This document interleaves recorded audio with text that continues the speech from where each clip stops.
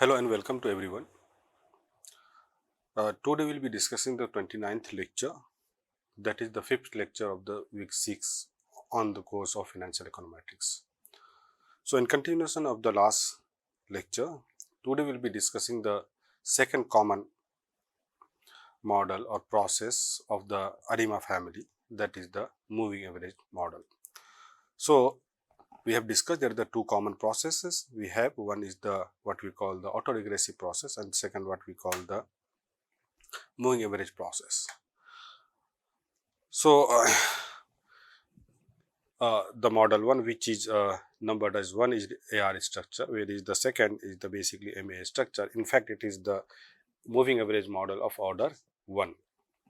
So this model was developed as the part of the univariate time series modeling, and it is widely used for the short term forecasting. In case of moving average model, the current observation depends on the past uh, random shocks or past error terms. Unlike the autoregressive process or model where the current observation depends on the past observation of itself, here it depends on the past random shocks or errors. So in this case here, what we have, yt is the value of the series at the current time t, and mu is the mean of the series, and ut is the white noise error term, and theta is the basically parameter. So in a MA model we can write like this. So here only one lagged values is used to describe the model. So here the one lagged values of the random error has been used. So in lag operator form it can be written as yt theta 1. In place of ut minus 1 we can write L into ut plus ut, or we can write yt is equal to 1 plus theta 1 into L into ut. So that was in the lag form. So similarly, the moving average model of order 2, we can write yt is equal to theta 1 plus ut minus 1 plus theta ut minus 2 here. So here we have used the two lags of the random shock, ut minus 1 ut. Similarly, if we have the moving average model of 3, we can write in this structure here we have the 3 legs of the random error term or the random shocks, and it can be also written in the lag operator form. Or we can write we can generalize it, the moving average model of order q. So here we can have the lag starting from 1 to till q, and this can be written in the concise form as yt is equal to summation of theta I into ut minus I, from where I starts from 1 and goes up to q, plus the current error term ut. That means yt depends on these lags, and theta I is the parameter which gives basically weights how the current observation depends on the past error terms. That we can write in the lag operator form like this here. So what are the properties of moving average model we have? So let's consider the moving average model of order q. So we can write like this, where basically what we have, yt is the value of the series at time t, and mu is the mean of the series, and ut is the white noise error term, that is its variance, mean is 0 and constant variance is sigma square, and they are unrelated to each other. And theta I here the weights assigned to the past error terms, how the past error terms are related with the current observation of the yt, that is represented by theta I. And here the q is the order of the moving average process. That means q says the q represents the highest lag order of the error term. So let us see the first property of the moving average model, that is the mean of the moving average model of this. So here we can represent the mean as the nothing but the expectation of yt. So in place of yt we can write this. So here we are writing expectation of mu plus ut plus theta 1 ut minus 1 up to theta q into ut minus q. However, what we know that expected value of ut is equal to 0. So in that case, what we can write, this expectation of yt is equal to mu, because mu is the constant and we know that expectation of constant is always constant. So mu plus expectation of ut. Similarly, the constants we can take outside and we can take the expectation of the all the error terms. As we know that expectation of all the error terms is 0, by assumption we have assumed that is the IID and we have assumed the mean is 0. Therefore, all the terms which consist of the error terms becomes 0 and ultimately we have expectation of yt is equal to mu. So here basically this yt is equal to mu plus theta 1 ut minus 1. So in that case expectation of yt will be equal to mu. If we don't have here the mu, then it will be expectation of yt is equal to 0. So thus the mean value of this MA moving average process of order q, which follows this particular structure, the mean will be mu. Now let us see the second property, that is the variance of the moving average process of q.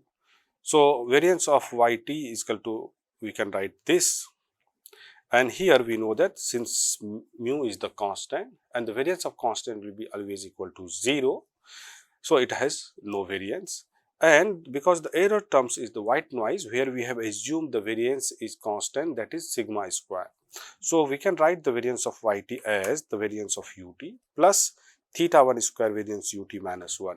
Why we have theta square? Because from the property of variance we know that the variance of any variable with multiplied xt, let us say here, we know that that will be nothing but the a square variance of xt.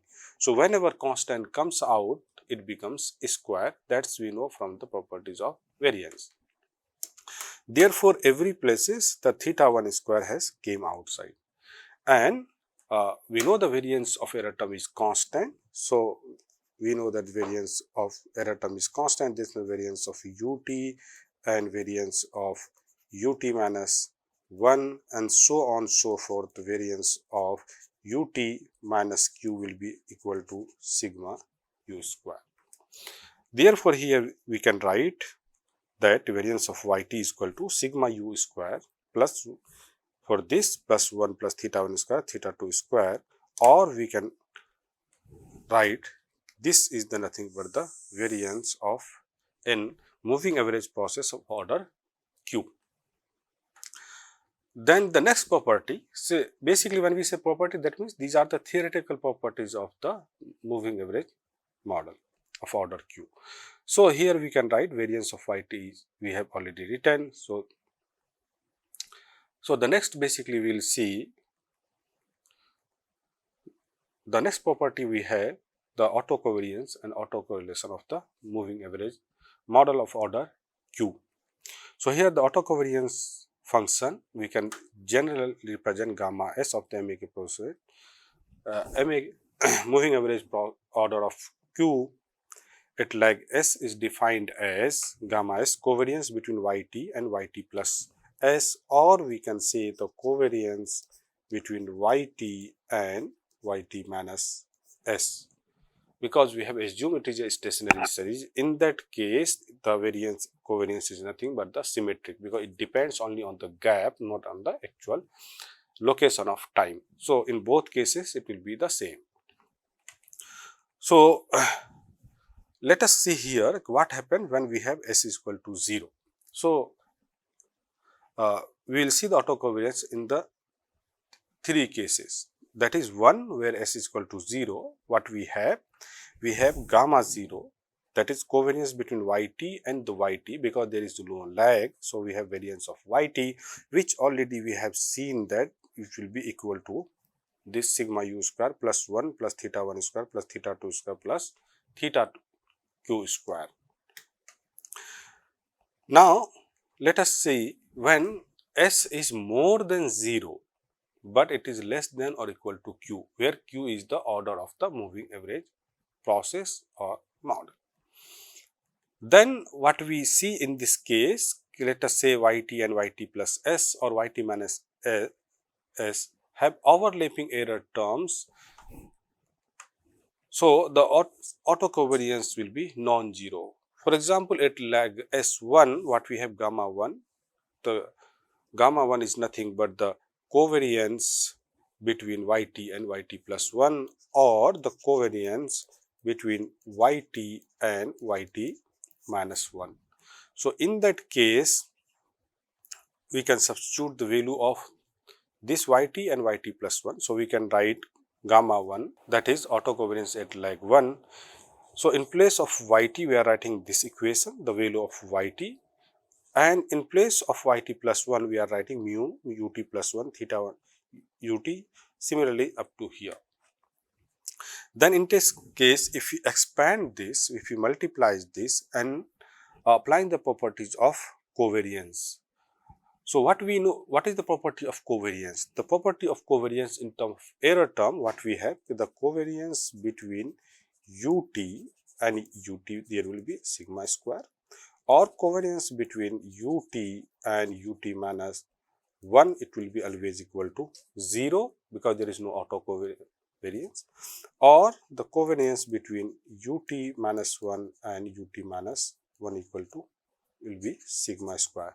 So, we can generalize the covariance between ut and ut minus j and ut minus s will be equal to sigma square when j is equal to s. Otherwise, when j is not equal to s, then it will be 0. So, using this property, what we can write? We can write this gamma 1 is equal to sigma u square theta 1. Okay, only for the term of theta 1 ut minus 1 and the theta ut minus 1, we will have this property. Otherwise, we won't have. All other terms will be equal to 0. Similarly, at lag 2, what we can have, gamma 2 is equal to sigma u square into theta 2.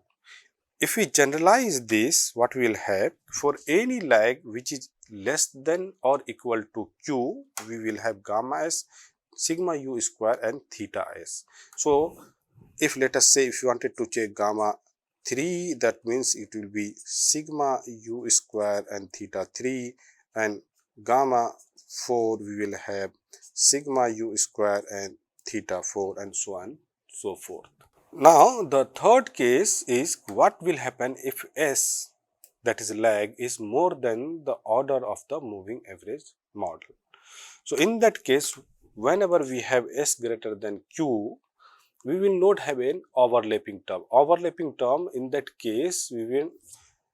So, for example, if it is ut minus 1, in the second part, we will not have ut minus 1. So, there won't be any overlapping term, and we know that if there is no overlapping term, then the covariance between ut minus 1 and ut minus 2 will be always equal to 0. So, ut plus have no overlapping terms because yt depends only on this, and similarly yt plus s depends on the error term that do not overlap with those in yt. So, in that case, what we have, gamma s is equal to 0 when s is more than the moving order of the moving average process. Then let us see the autocorrelation function, which is basically nothing but the normalized form of the autocovariance. So, we know that at lag s, the autocorrelation function represented by tau s is defined as autocovariance at that lag divided by the variance. So, let us say when s is equal to 0, then what we have, tau 1 is equal to 1, because in this case we have gamma 0 and here divided by gamma 0, and it will be equal to 1. And for s more than 0 or less than q, it will be theta s divided by the variance. However, when s is more than q, it will be 0 because what we know that gamma s is equal to 0 when s is more than q. And we know that this tau s is nothing but gamma s divided by gamma 0. So, 0 upon a value of 1 plus theta 1 square plus theta 2 square plus theta is q square. So in this it will be equal to 0. So the autocorrelation function, the structure will have, if the lag is more than the order of that moving average process, then autocorrelation function become equal to 0. So we can summarize the properties or the theoretical properties of the moving average, that expectation of yt will be mu and the variance will be sigma u square 1 plus theta 1 square plus theta 2 square up to theta q square. And autocovariance will be, when s is less than equal to q, it will be sigma u square theta s, and for s more than q, that is more than the order of moving average model, it will be 0. And from here we can derive the autocorrelation function. So that means the autocorrelation function cuts off after like q, making the ACF of an MAQ process equal to 0. So this property basically helps to identify the moving average model. So here we are representing a visual representation. Let us say here what we have. Here we have this ACF, moving average model 1. So here you can say this is obviously at 0 it will be equal to 1, but you can see here at lag 1, it is non-zero, because all those within this the blue line, that is the standard error, will be treated as 0. Any outside that we will treat it as a non-zero. So here you can say only one we have a non-zero, others are actually 0. Now if you see the ACF of the second order, so what we can see here, that in case of the second order we have the two ACFs which is out non-zero. Then in the third case, here we can see in the third case what we have, the 3 is actually basically outside of the non-zero, and in case of 4 also we have 4 outside of the non-zero. So what we can conclude from this, especially for this ACF, what we can observing, in case of moving average model of order 1, only one non-zero value in the theoretical ACF we have for the lag 1. All other autocorrelations becomes 0. That means for any process where the autocorrelation function is only non-zero at lag 1, it gives a hint us that that particular process might be of the nature of moving average process of order 1. Similarly, if we find that the autocorrelation functions are non-zero at 2 lags, that means that underlying process might follow the moving average process of order 2. So in general we can say, if let us say if we have a series for which we find that autocorrelation function up to lag s is non-zero, that means that process might follow a moving average model or a moving average process of order s. So it gives a basically the non-zero ACFs hints us about the order of the moving average model. Then here we have one specific condition of the moving average, that is the invertibility condition. So first let us understand what we mean by the invertibility. So what we have discussed in the previous class, then any AR1 process can be represented in form of moving average process of order infinity. Similarly here, an MA moving average model of 1 is said to be invertible if it is algebraically can be represented in form of autoregressive process of infinite order. If we are able to do that, that means that moving average process is invertible. However, that is only possible when the value of theta 1 of the moving average process is in absolute value, it is less than 1. So before that, let us say why we need the condition of invertibility. To understand that, let us see this situation here. So we have a moving average model of order 1 where the value of theta 1 is equal to 0.5 and the variance is 4.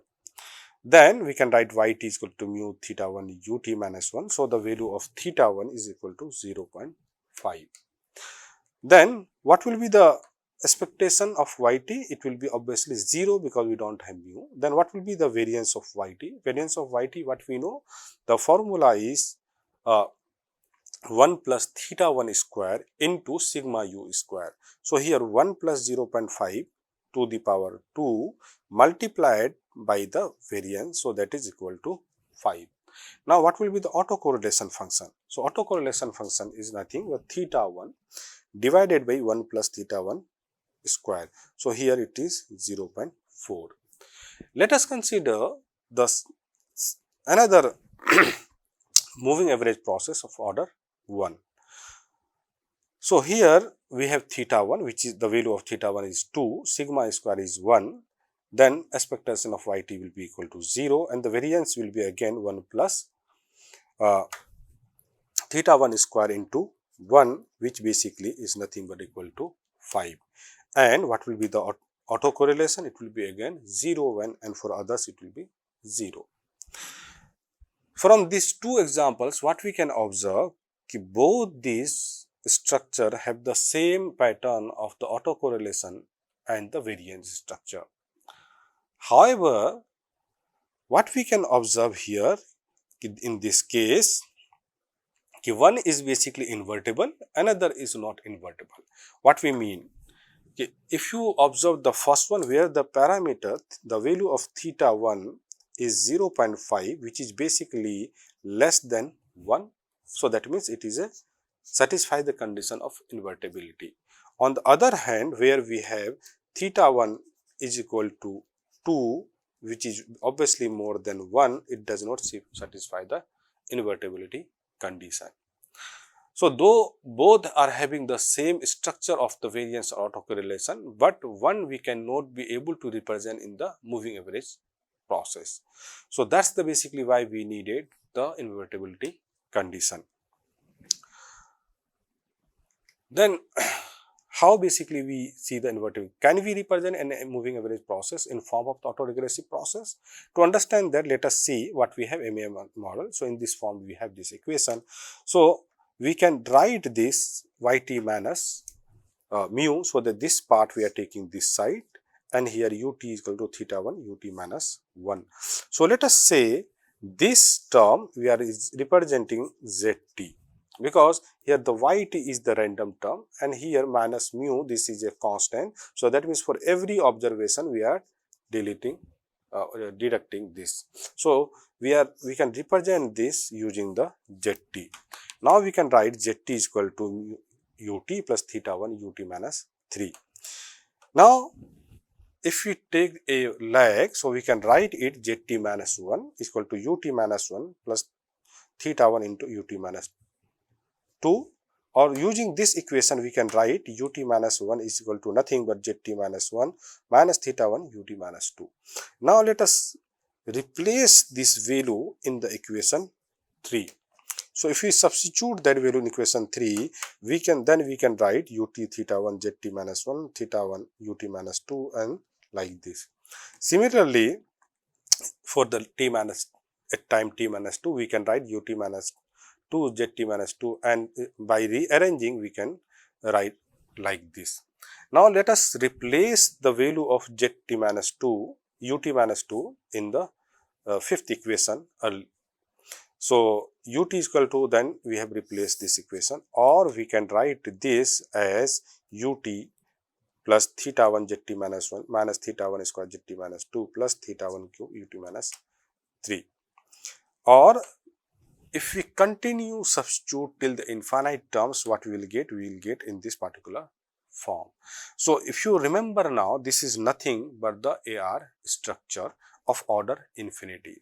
That means a moving average process could be represented in form of autoregressive structure of the infinite order. However, from this what we can observe, if let us say assume the value of absolute value of theta 1 is more than or equal to 1, In that case, as the coefficient multiplies, that means the value of that coefficient in the previous periods becomes more and more.